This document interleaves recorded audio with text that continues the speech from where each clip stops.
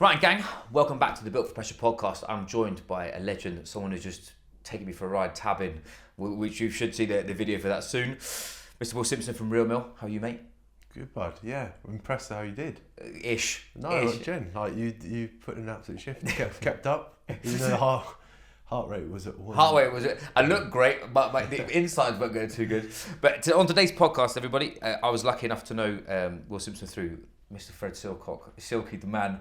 And if you guys have followed the ultra marathon stuff, I turned into a REAL.MEAL bar. But not only was it an epic product, and I believe in Will's brand, but more, I'd love to show you what he does on a day-to-day basis is massively inspirational. So, Will, what I always ask every guest that I have on this podcast is broad, open canvas of who you are, what you do, and why you do it.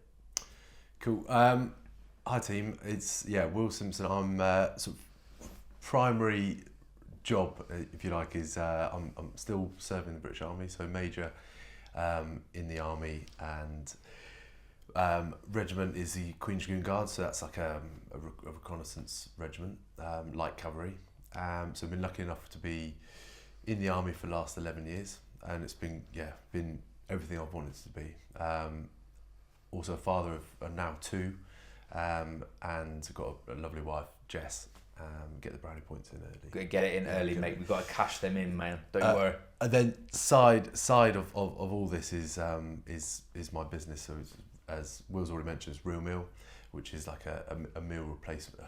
On crude terms, it's a meal replacement bar. But we'll come on to maybe in a bit. It's hopefully a bit more than that, and I'll be keen to sort of like tell you guys about like exactly what it is, the idea behind it, and the stuff that's gone into the product itself, and where we sort of hope to go. On the side of that, I'm sort of like a bit of a pervert with not a pervert itself. Don't cut it. don't cut it. Let's save this right now. Very good. But sort of like longer distance, sort of like ultra stuff. And as Will mentioned on the run or the tab, sorry, we have shared club, both playing at Doncaster Knights, playing rugby. So yeah, sort of physical activity forms like a massive part of my life. Yeah. He's one of the ultra endurance weirdos. Like all of us would like to be, but he actually lives it and breathes it. And something that I've what we're going to do over this podcast is what we're going to demonstrate is not only Will's level of leadership, not just from being in the army, growing a business, having a young family, being a good husband, as well as chasing after, doing Ironman ultra endurance events. What we're going to do is break that down, not only from like a skills perspective, but we're also going to go into the nuances of how he runs his business, why REAL.MEAL sort of formulated, and actually what the mission is. But something that when we connected, I think I've known you for a year and a half, 2 years, was I'm fascinated by people that are in high pressure environments that are able to deliver on multiple different fields. Why did you choose the army in the first place? Because I think a lot of people who follow my channel, who they feel that I've got quite a few ex-military who are now working in corporate jobs, and I think it will paint us a lovely picture in relation to when we start to go on to actually what REAL.MEAL is and how you use it and that kind of stuff. It's paint the picture of sort of not only where you've come from, but what the sort of the catalyst was for you to sort of chase high performance and to sort of push your limits. What would you say that was? I think so. The first part there is so why the military. I think after playing rugby, it's at Loughborough University, and then it was all sport, and then lucky enough to go and play sort of full-time rugby, and then there was a transition period. I sort of realised that I wasn't going to go and play Premiership rugby. wasn't fast enough, wasn't good enough. Sort of go and play at the very top level. So I did what anyone else sort of in that position did, was obviously go and get a job in the city. And I remember it was shipbroking, and whilst they were fine, they were great, and they were very welcoming, I remember I had to put a sticky tab down the bottom right that covered the clock, because time would go so slowly. And I had this sort of realisation. I was only sort of like 3-4 months in, sort of supposedly sort of honeymoon phase. I was thinking, I'm 24, 25 years old here. That's not that's not how it should be. Like I'm living supposedly my best life, and that this isn't it.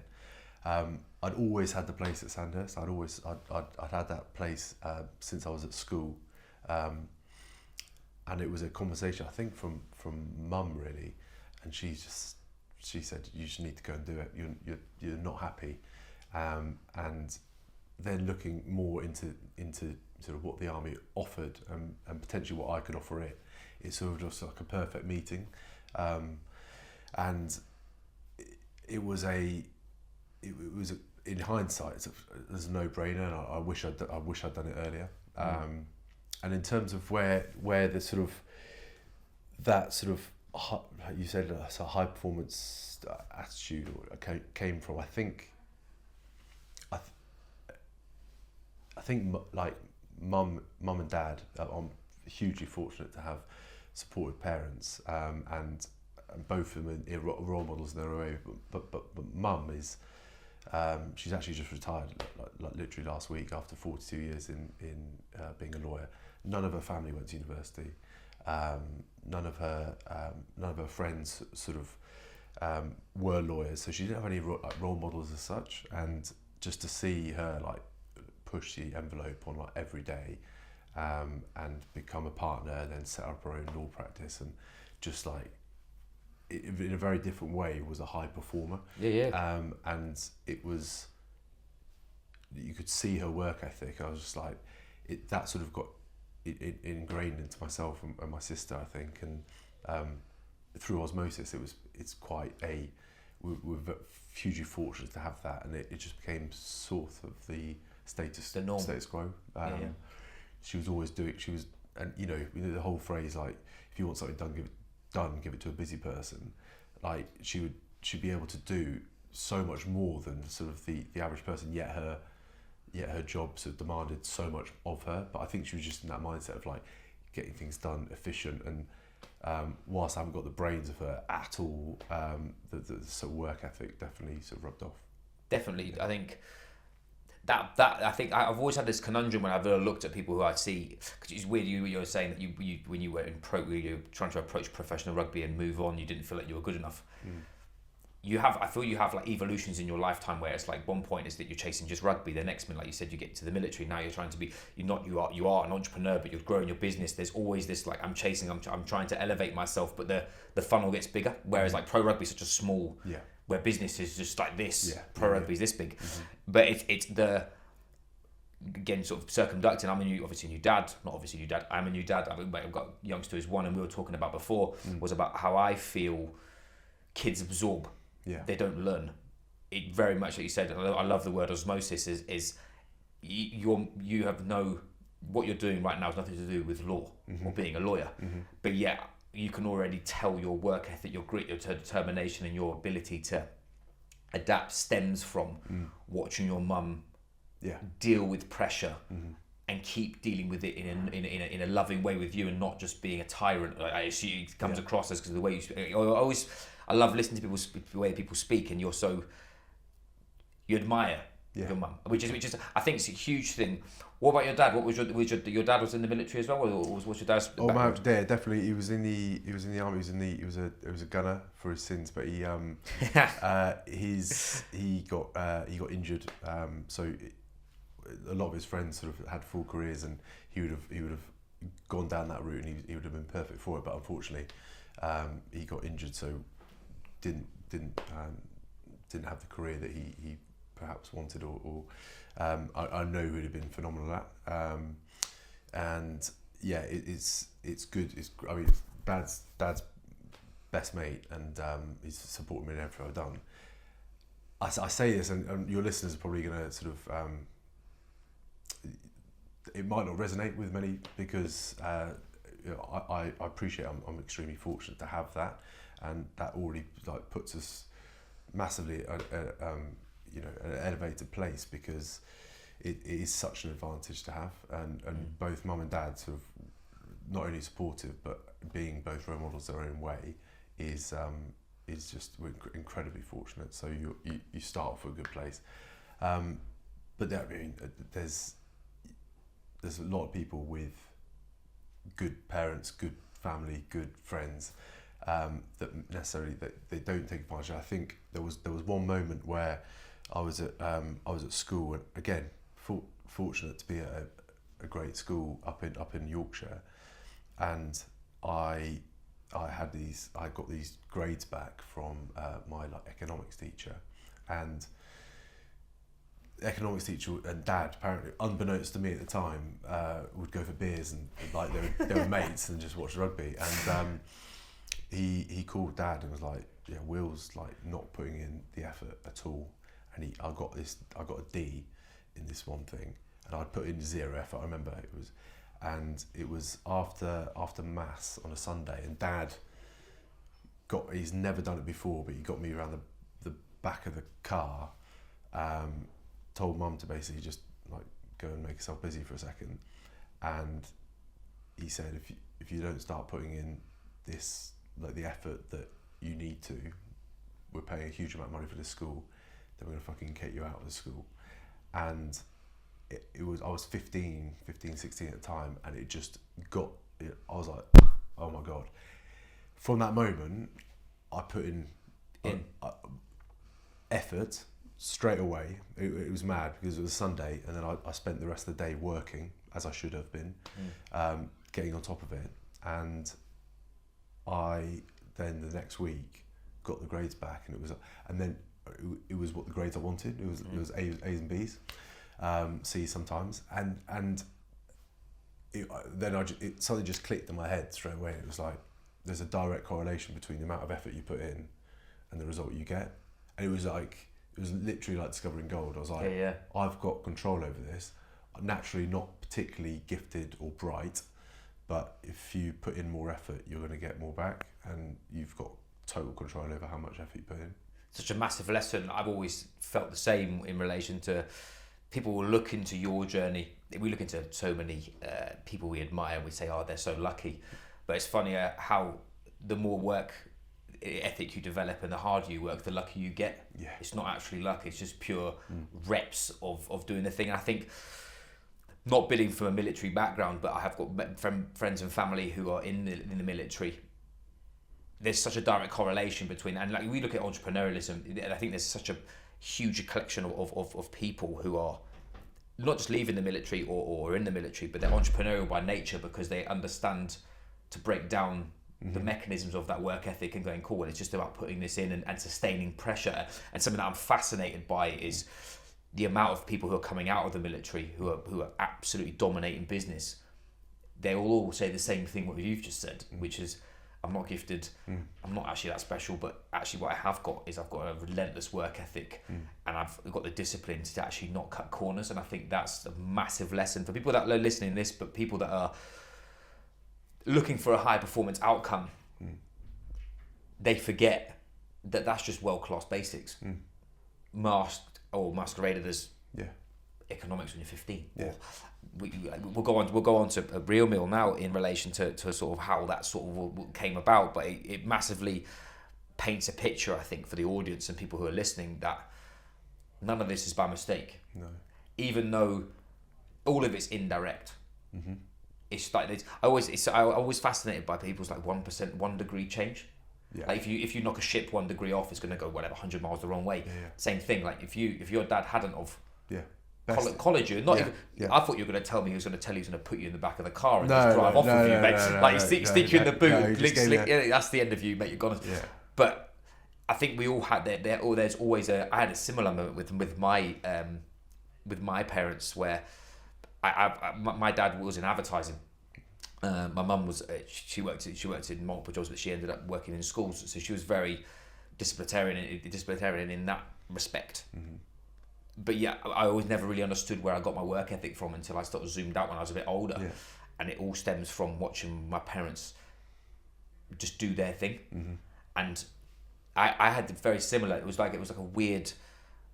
My parents never hit me, or they never did anything to scare, but I was scared of the judgment of that I wasn't holding the standard of and the same thing. And I remember we were in a music class, and I used to play drums, and it was year 7 as well in high school, and we were obviously being dickheads, and we're waiting for the teacher to come to get us to go on stage.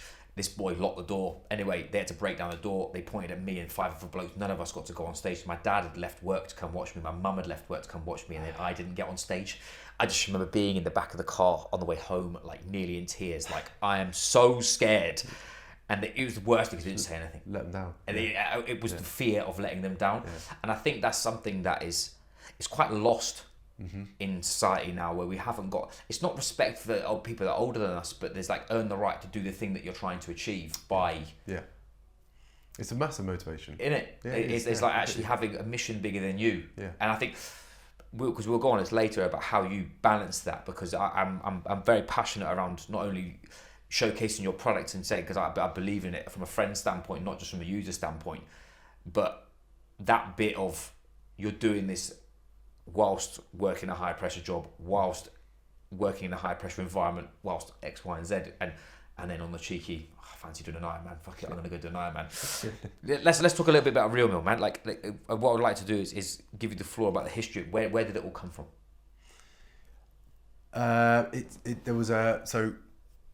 I went on selection for Special Forces about 4.5 years ago, and yeah, so that's up in Brecon for those of you who don't know. And the first bit of it is you just like we did today, but a bit more aggressive. But I say you were very, very kind. You were very kind to me. Come on, mate, you're being fine. But I bet they're rousting you getting up there, mate. It wasn't in shorts and t-shirt. It wasn't like no. Nice and chilled. It was -3, getting screamed at. Yeah. It was yeah, it was pretty foul. But then I tore my adductor on week, just the very, very end of the first bit. So I mean, hardly any time really on selection itself. But I was, when I came off, sort of like licking my wounds and a bit, pretty depressed, because you worked up to this for, I'd worked for it was always in the front of my mind since I joined the army. So that was sort of 6 years, 6 years in the making. And I was working specifically for it for upwards of a year, and went on and tore my adductor, came off it, and you get, in the morning you get a when you're having your breakfast at 4 a.m. or whatever it is, you then leave and you just take a bar from each of these bins, and you just fill your pockets with them, and that's your food for the day on hills. And I looked at what was in my pockets, and it was, there was 7 or 8 bars there, and 6 of them were effectively chocolate bars or high sugar flapjack bars, and I thought that this is crap for what we've been asked to do. This is not good enough. Fine for day 1, maybe day 2, but like when you do like 2-3 weeks in, then it's not really hitting the mark. And you get these amazing sugar highs, and you're great at sort of 9 a.m. in the morning. And then if it's a longer march, you're really hitting a bit of a dip, or a big dip. So then I went back, and whilst I was sort of licking my wounds, I was thinking, I can't really shake this. Something could be done better. And in my simple mind, no sports nutrition background. I did geography at Loughborough University, rugby mainly. Geography was the degree. So no sports nutrition background as such, but I was always interested in it, and I thought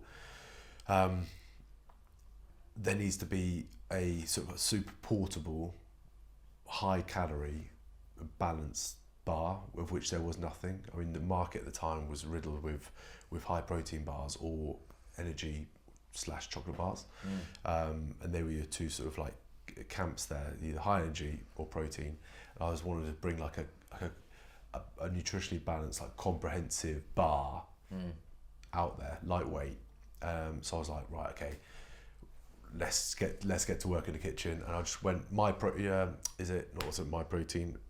Pal, that app, just like banging. And I just, in my head, I wanted it 60% carbohydrates, 20% protein, and 20% fat. And if it could be gluten free and vegan, then bonus.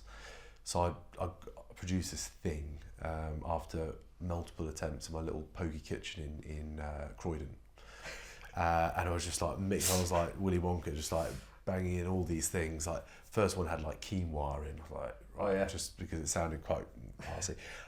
It sounded healthy with an F. Yeah, exactly, and it was unedible, but it was 600 calories, and it was 60 carbs, 20 protein, 20 fat. I was like, workable, okay. And I also wanted it no bigger than an iPhone. I was like thinking, what's the maximum size you could carry on, really? They were the sort of like, that was my sort of left and right of arc, if you like. They were things on non-negotiables. And then weird old thing is an internet, and you say like, how to bring a protein bar to market, and first thing was like, make sure the recipe's good, and then food scientists came up with food scientist idea, and there are these people that specialise in actually making edible food.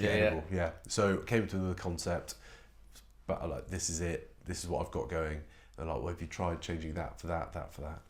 So 42 iterations later. Wow. Sort of, and a lot of money. We serves me right. I went to the middle of London to go and do it. Of course. Chelsea. And actually they were fantastic. Taste Head, big shout out to them. They were amazing. And we came up with the first sort of bar there. And it was very edible, very tasty. Cacao peanut butter was the first flavour. And then once you got the base and those nutritionals, you can then tinker around with the different flavours, and that's a simpler process. But once I had the base, it looked good, it tasted good, it didn't crumble up, it wasn't too sloppy. Then we were good to go. And that's really where the idea stemmed from. And then now it's just brilliant to see that in the military, people are sort of using them to supplement, if not replace, some of the ration packs that are out there. And I think we went through something on the tab today, and comparing like a ration pack which has 300 calories in at 300 grams, so half the calories, double the weight, in comparison to REAL.MEAL bar, double the calories, and then half the weight. So it was again a no-brainer. Hopefully people are sort of twigging onto that in the sort of military space. But yeah, we'll come on to sort of where else they've been used later, but Sure. that's the idea behind it. No, I think what I that first comes to my mind, because I think so many people have these aha moments, and like you said, you're not a specialist in nutrition. Like I'm a sports nutritionist and got all that jazz, and that's something you many people will have this like, I feel like I could action on something, but I'm not actually a specialist in. But you've just jumped in, got your quinoa, your peanut butter, and your whatever, your protein powder, and just jazz. You launched it in a pot, and then you've suddenly gone, well, hang on a minute, I can pursue Like two things that come into my head are: was Jess on board with you when you first started, or was this a case of you like you said, Willy Wonka, just leave me alone, I've got to just figure this out? Or was it a case of, we've got something here, let's go together? Because I think that's what happens a lot of the time with relation to people that are in leadership spaces, founders, managers, all this stuff, is we are so driven to like, I've got a thing, we've got to go do this. I think, mate, it's a really good. I have to think back at how Jess was. She's always been overly supportive with it, and sort of biggest fan, cheerleader. But it's something I could not shake. I couldn't shake. I would go to bed thinking about it. I would tell my mates, I remember telling my mates on bike rides, like, I've got this thing, this idea. I hadn't got a bar yet, but in my head it was a real thing. It's already done. It's already there, mate. I'd pictured it in Cotswold Outdoors. I pictured it in like used by the military. It was very weird. I haven't had it in many, if not, I think that's probably the only time I've ever had this sort of like burning thing. And it's a weird thing because again, no sports nutrition background, Yeah. but I felt as though there was a need, and I was so confident that it was going to be a thing. Yeah. So when the first sort of like prototypes came out, I was like, yeah, obviously that's Locked and loaded. Yeah. Self-confidence is a bit of I've always been told I need to be a bit more sort of out there, more confident with myself. But with this, I've always been like, I know it's going to be a success. I know even before it was a thing. So, but yeah, strange. Maybe it was like a weird calling. I don't know. But last thing I thought about was going to bed. First thing I thought about waking up, and I would just be on it the whole time. Become a little sort of gnaws with it. Yeah. I think what's so nice that, again, from what I can hear, is it's already a thing, but it's just not here yet. I think so many people get caught in the gap between they I think the hardest bit of business is the middle bit. That's the messy bit. Literally physically all over your kitchen in Croydon bit, but more even like as you evolve in your business, so like you'd have gone from selling your first bar, which just tasted like average compared to now, where you've just come back from the outdoor expo and the runners expo. Is that right? Yeah. And you're now playing around. There's some big people, because like I say, it's a Shark Tank. The food supplementation, anything food is killer in relation to business. Where do you again, maybe actually we'll pull back a tiny second and go back to where else this can come from, because what I want to try and show is I personally I'd seen them being used for ultra endurance. And then I had my first. I did an Ironman. I didn't use them on my Ironman. I knew about you, but and what you did. But again, I think you said it'd be good for us to go through who else can use Real Meal bars and why you would use them, because I think that was something that we talked about earlier. Was there is a time and a place for these. It's not like you said, if you're absolutely sending it on high threshold zone 5 VO2 like VO2 max stuff, you may want to chunder, but vice versa. Let's reverse back a little bit and go, okay, cool. Real Meal in the military, like I said, being deployed and you've got a 6-hour yomp somewhere or tab, whatever. For the normal person who is a insert, what would we use Real Meal for? I think it surprised me. It's like surprising me and my business partner now every day, like when we see and hear about stories about how or where it's been used. It's definitely targeted. We target the sort of like the people doing the most extreme things in the harshest environments. Like you. Yeah. Well, yeah. I mean, so I'm sort of I've guinea pig tested it myself enough now, and it does the job. I mean, I did my sort of first 100 miler. I used 5 of them. So the Ironmans that I've done, I used the bars, and having just done the All Arms Commando course, I like unashamedly just like lived off them, just because I know that they sit well, and they give me the energy, but they also recover me at the same time, and it's like great. But it's for those people, and we are targeting the people who are doing hard shit. Feats of human performance. Yeah, exactly that.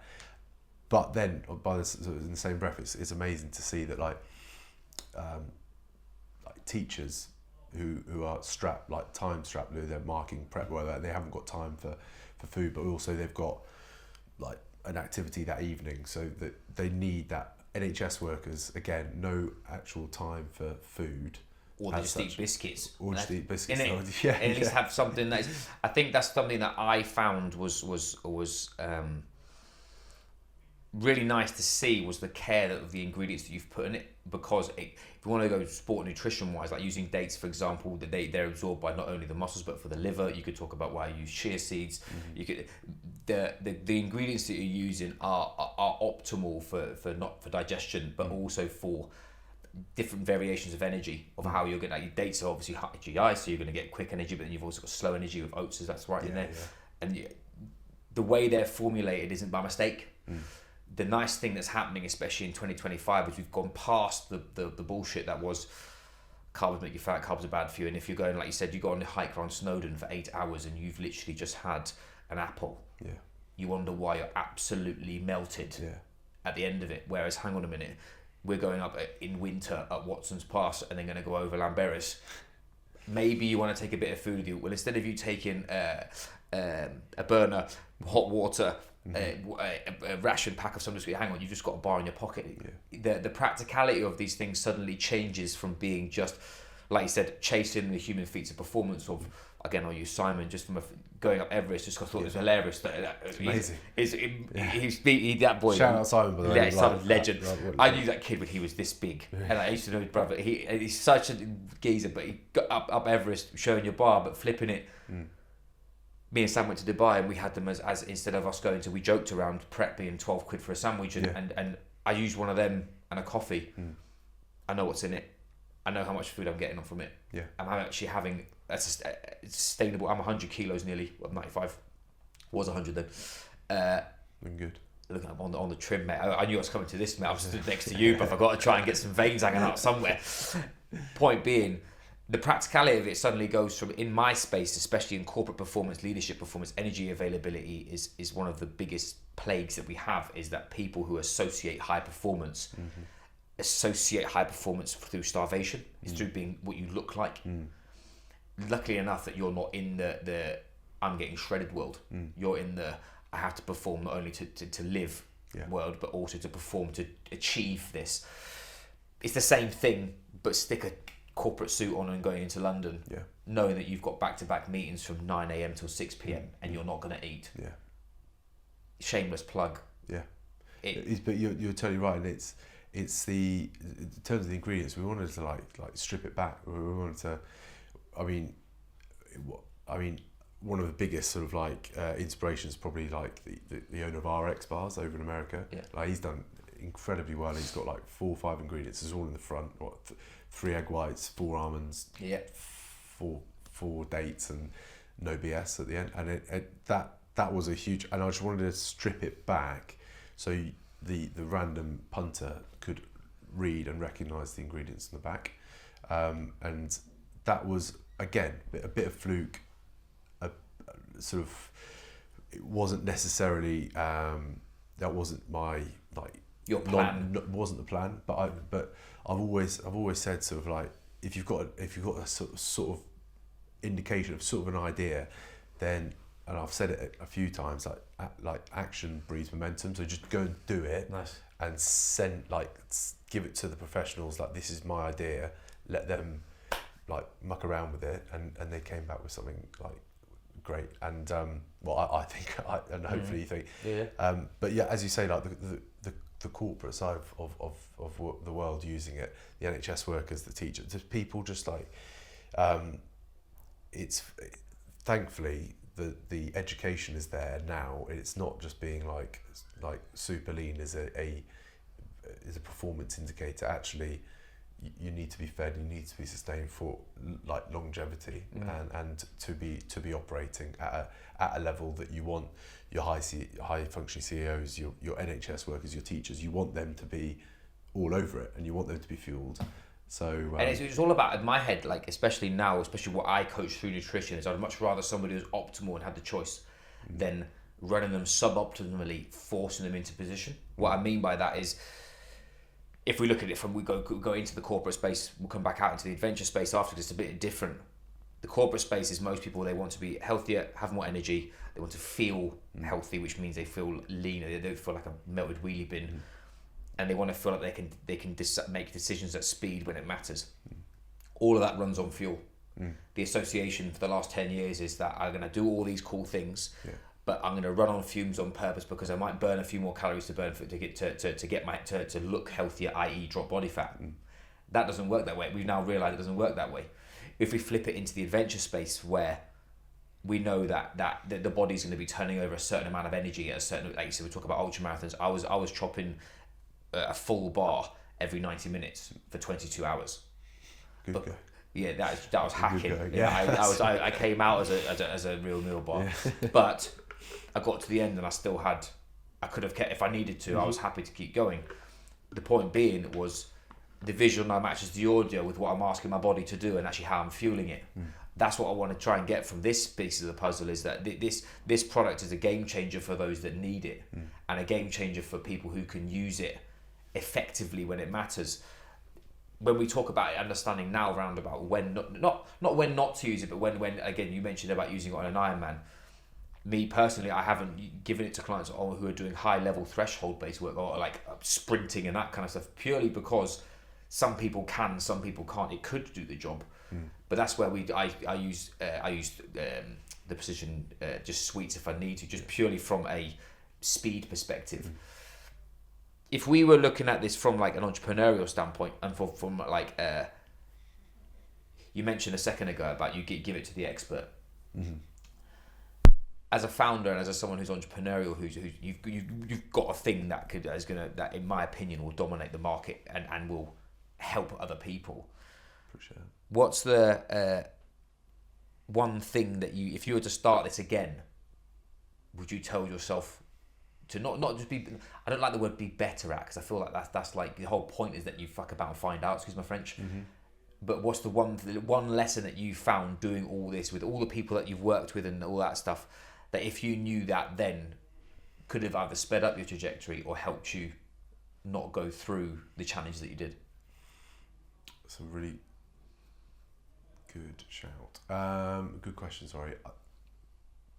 Apart from sort of starting the business when I was 21, because that would have been ideal. Yeah, really. yeah.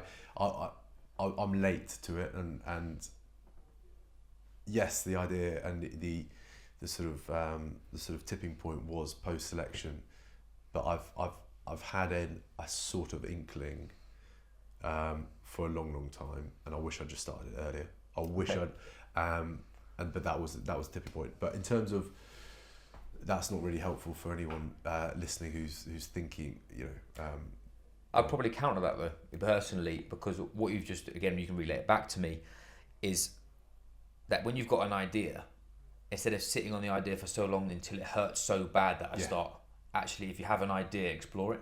I think that is like, that's one of the things I was trying to fish out of you, but more I wanted to learn more about you is that pull the trigger mentality is quite a difficult piece of the puzzle. It's very easy when someone's got something with action breeds momentum. When you've got the thing on the move, for you to navigate the ship now is actually quite, it's not easy, but it's a lot easier to go, this is right, this is wrong, this is what I should be, this is what I shouldn't be doing.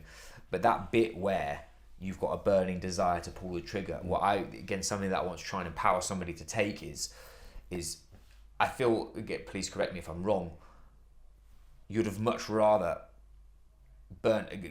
crashed and burned knowing the answer than waiting. But then, like you said, the reflection is, don't wait so fucking long that you are literally set on fire so bad that it hurts so much to then pull the trigger, compared to I feel that we have a huge gap, especially right now with the amount of information and the amount of people that are like, I want to do something special, I want to do insert whatever. I'm always you've got to lead yourself before you lead other people. That from you, I feel is a big lesson of, like, when you feel it, you've got a game plan which doesn't have to be perfect. You've got to do. I think you've got to. And I've said it to a few people and they've got some wicked ideas. They've got some much better ideas than REAL.MEAL, and I said, well, how long have you thought about this for? And they were like, a couple of years now, 3 years. I was like, and I'm being a bit of a hypocrite here, but just go and register the company's house, and go and buy a domain name. Like then it becomes a thing, and you've put 250 quid, depending on the domain name, into it, and it's a bit of skin in the game. That idea there now is a thing. Then you can build on it, and I wish I'd done it earlier. But it's easy to look back, sort of like rose tinted glasses, and it does need something, and also you need, I think, or I certainly needed. I needed one or two people to sort of go, yeah, that's a good idea. That's and I did. I had Jess. I had a guy who came up to me who just got in touch as soon as I put the Instagram. He's like, this is a great idea. I was like, randomers coming up to me. That's mega. And like, this was when I had like 2 followers on Instagram, and he got in comms. So shout out Guy. I think you need a bit of like tinder to the flames straight away. Confidence needs feedback. Yeah. Because you can't have confidence before courage. So you have to have the courage to start to put yourself out there, which is big and scary. And suddenly you realise, hang on a minute, it's not big and scary. This is actually a thing, and you suddenly, it's like the phoenix at the ashes job. Like, you never know until it happens. But it's not. It's like, I think that's really, really important for people to recognise, is that, like, there's still uncertainty. Yeah. But there's still the pressure that there's a thing. We have it as coaches. I see this all the time in the coaching space, especially the amount of coaches I know who are like wizard level, like weird, can tell you literally the biochemical reasoning for X, Y, and Z. Their information's incredible, their results are sick, and they're sat on the shelf waiting, scrolling other people's shit, consuming their stuff rather than pulling the trigger and finding out for themselves. this is why it's just such a cool piece of the puzzle. Is if you take out Real Meal, put coaching, put corporate, put whatever. It doesn't matter what it is. It's not. It's that if you've got the burning desire to make something happen, is you haven't got the time to you have got the time to fuck about and find out. But what you don't want to do is not fuck about and find out so late that you've got more responsibilities. And again, you started Real Meal before you had kids, right? No, that's the thing. I'd started when Sienna was pretty much born. Was fresh. So, like, in terms of like not ideal time to start a business, probably then. Yeah. Like, it would have been great to do it in my sort of early 20s when it's just like me. But then, like, if I delayed it, you know, it's never a right time. So just crack on, yeah. But I quite like that. I quite like to balance that equation of your responsibility as a parent then means that everything you're doing matters more. Yes. So when you are fucking about and finding out, yeah, you're not just fucking about. No. You're actually you're this has got some conviction behind it, because I'm not being at home. I'm doing the I have the same thing where we were having George and I was like, right, let's I'll run my first ultra marathon, and it was because when my lung collapsed in the Copenhagen Ironman, that everyone was a bit weird of me doing ultra endurance again, and I was like, no, that was a freak accident. I'm gonna make this happen. When's the next time I can go? Because I pushed it back a year. Yeah. Boom, Rach pregnant. She was 8 weeks pregnant when I was in the hospital in Copenhagen. Oof. So she was having morning sickness, and I was spewing blood. It was they were looking at me like, you selfish bastard. Yeah. But anyway, it was a point for me, was a personal point, was the worst time for me to do an ultra marathon and to run stupid amount of hours was at a point where I was going into arguably the most high pressure environment you ever go into, which is being a dad, because you've got no idea. Yeah. Not arguably, you go into war zones, but from like a personal perspective, the catalyst to execution means when it matters most, I have to be at my top of my game, which means elevates your personal, professional, and performance standard. Yeah. To go, there isn't a right time. Yeah. So stop pretending there's a right time. I've got to adapt and overcome. That's the coolest bit about this is, and we'll go into it now, because I'm so curious about your dynamic, because you are spinning multiple plates that are weighed down with huge amounts of responsibility. What's the how do you find, again, from a familial standpoint, how do you find balance with being a good husband, a good dad, yeah, a good son? Yeah, I think maybe get Jess in here to answer that question, because I think she's, I mean, to be fair, like that, and again, like mum and dad, fantastic, but having Jess is or having a supportive partner is, I couldn't do it. I couldn't do what I do without her, because not only is she, you know, I mean, back in the day when we were boxing, you know, we were getting the bars, they're in the garage, we're boxing them up when I come home at evenings. When I was home in evenings, you know, she would either help me box them, or take both kids to bed, bath them whilst I'm sort of boxing up all the orders, and then I'll bang them in her car because I need to leave early before every opens, and then she'd do them on the school run. So, like, it's like the biggest team effort you could possibly imagine. It's outside. I do tell her, Mother's Day card actually said it, but like she and I hate the term because it's quite sort of American, but she does creates the space for me to allow me to do it. Like in the evenings now, it's me, quick supper, and then she's with the babies, and I'm doing the business. Next job. Yeah, exactly. So I couldn't do it without her. If she was sort of nagging me and making it unpleasant and making me second guess myself, instead she's like, let me take this off your hands, and it's amazing. I mean, I've hopefully, the way the business is going, and you know, more people buying the bars, and the bigger it's becoming, hopefully I'm proving it to her that it's be worth it, and it will be worth it one day, you know, when we make it big. But the journey's been amazing. She was with me at my sort of like first ever show. She drove up to Birmingham when Sienna was like 1.5, and we were just selling them as a family, just like look at these bars, do you fancy you go? And she would learn sort of what's in the bars. She would learn like vegan, gluten-free, 60, 20, 20 carbs, proteins, fats, you know, who it's been used by, and she just reel it off. And she's way more like engaging and a better person to speak to than me. So she was like running with it, and it was mega to see.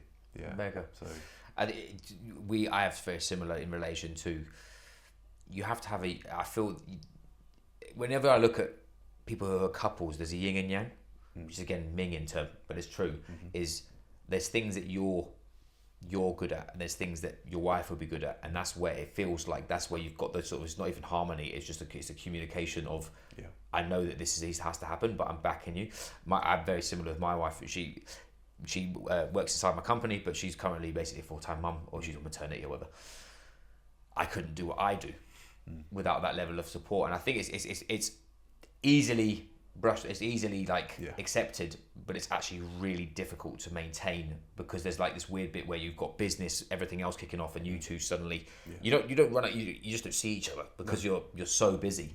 What have you guys got a non-negotiable within your sort of familial process where you bring it all back? I think especially in business, if it's all business one end, what's your bit to try and counterbalance that? I think we where we went today, like for the tab, like we will tab together, get Jess, get Jess in a burger, call it, let's go. We did 10 reps. No, we go for non-negotiable. We're like on Sundays we'll go for like a really nice family walk, and whilst you don't get a word in edgeways when Sienna's there, and just to chat your ear off, but and then every evening we'll have like no TV. It's just like supper together, even if it's for literally 5-10 minutes, and catch up. And we've also, like, my mum and dad, Jess' parents are mega. We're very lucky to have them, like Jess' parents, relatively close by. So we're gonna get like we put time in, even if it's like 2 days, and we just go somewhere together and just like catch up and reload. Mate, because you can be ships in the night, and like, well, your mum, okay, your army and business man, and you cross, and if you're working so hard with army, business, and fitness as well, because that's sort of I'll come on to that in a bit, because fitness is a bit of a shitter, because it's in keeping with the brand, and you need to be fit to be in the army, but it also takes up a bit of time as well. And we've already spoken about that today, and I'm not happy if I don't, get visit. Train the monster, man. Train the monster, which is at the expense of potentially more some time. Like very, very sort of like limited family time. So yeah, I mean, these things that we need to do, and so the non-negotiables, like having supper every night, and when I'm back, just to really reconnect. And then when I can, I will be up with both babes as soon as they're awake, and let Jess like sleep in. Like this morning, he's been up since 3 o'clock in the morning, so he looks fabulous for being 3 a.m. 3:30. But Bo decided to know this morning was a good time to wake up, but raving. Yeah, I was really happy. But yeah, as I say, like, long story short, extremely fortunate, and to have that support, and it could not be. I don't think it could be done. No, either we wouldn't work out, or the business wouldn't work out. But it's also, I think, don't underestimate that effort that you guys have got. It was weird. I watched a documentary about Denzel Washington not long ago, and he said, someone asked him that in public, I can't remember, whatever university, it's like they've got 6 million people there and all this jazz. They said, what's the number one thing that you that's made you successful? And he said, having a wife that I've grown with, because every decade I've been with her, we've evolved as a couple. I always look at the big feats. It's like I fight, that's a big feat of performance in my realm. It doesn't matter what it is. I see it because the amount of effort it takes to keep a unit together is more than just, like you said, letting it just dissipate. But it comes down to minor details. I have share the same thing. My parents, when I was a kid, when my dad worked in advertising, he was out at 7 a.m, back at 11, like Monday to Friday. When he was at home, it was all of us around the table. and we eat dinner together. When I was a kid, I used to think that was just effing stupid because half my mates didn't do that. They were watching television or playing PlayStation. Yeah. None of their parents weren't together. They weren't happy. They weren't doing the things that my parents were wanting to do or were doing. And I found that has been an absolute game changer for my day because I work online.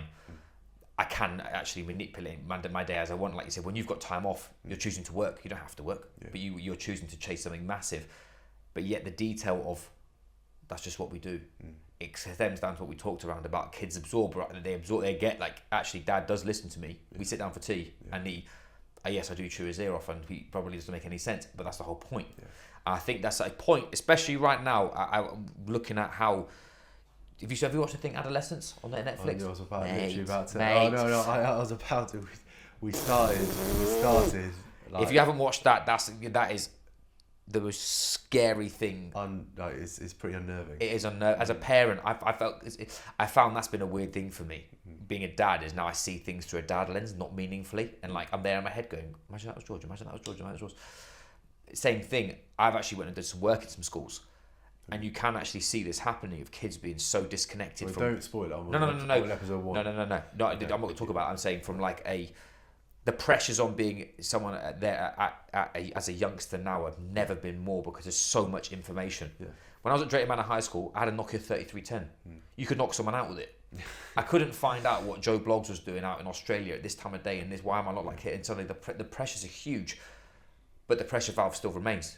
If you have human connection, familial connection, and you're building that into your process regardless of what you're chasing. Again, it's really nice to hear that that's a common theme is that for me, one of my my values is connection.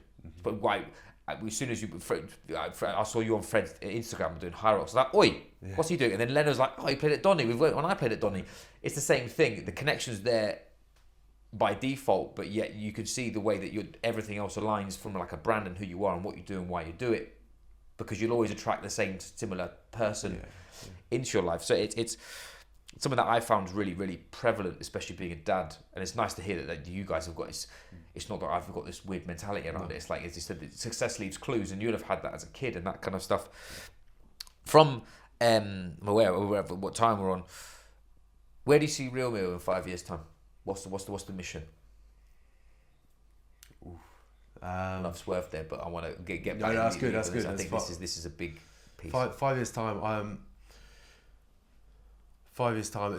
It's probably in a lot of bricks and mortar stores. So it becomes like undisputed that it is the only sort of meal replacement bar out there, and because we've taken no outside investment, and we've literally grown it organically, and we've put our first sort of paid ads 2 months ago was our first sort of paid ads, purely because we didn't have the cash really.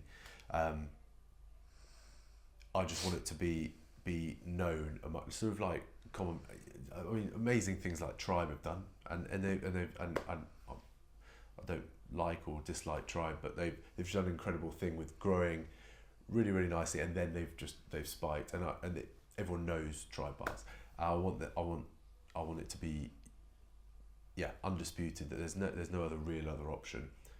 Whilst Huel and This Is Food and the ready to drinks are great, I get pissed off if someone says there's your lunch and you've drunk it, and Guinness aside, but like I think that, hey, get your iron in, boss. Needed. Have to get you. Don't get me. I'll be used to 2 pints. I'm out. I'm a pussy on that. I can't be.